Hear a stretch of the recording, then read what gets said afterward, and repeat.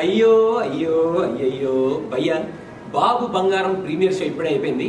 ఒక్కసారి అంటే నా రెస్పాన్స్ వినే ముందు మన యుఎస్ఏ ఆడియన్స్, ప్రీమియర్ షో చూసిన ఆడియన్స్ రెస్పాన్స్ ఎలా ఉందనేది చూడండి.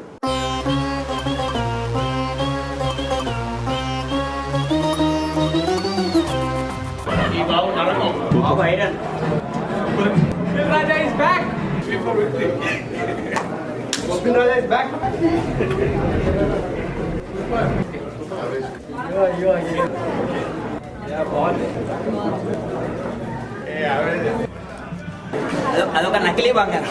ఇంకా ఓవరాల్ గా ఈ సినిమా గురించి మూడే మూడు ముక్కల్లో తేల్చి చెప్పేయాలంటే వింటేజ్ వెంకీ ఈస్ బ్యాక్ అన్నట్టు మనకి కలర్ ఇచ్చి ఈ సినిమాలో వెంకటేష్ లో ఉన్న కామెడీ పొటెన్షియల్ ని అంతగా వాడుకోలేదు అన్నట్టు అనిపిస్తుంది భయ్య.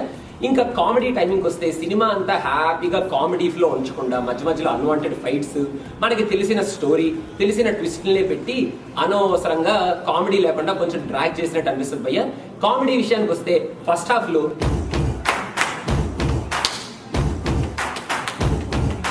సీను, సెకండ్ హాఫ్ లో పోసానిలో కొంచెం పోసాని గారి సీన్స్ తప్ప ఈ సినిమాలో పెద్ద కామెడీ ఎక్స్ట్రాడినరీగా ఉంది, ఎరగ తీసేసింది అన్నట్టు ఏముండదు భయ్య.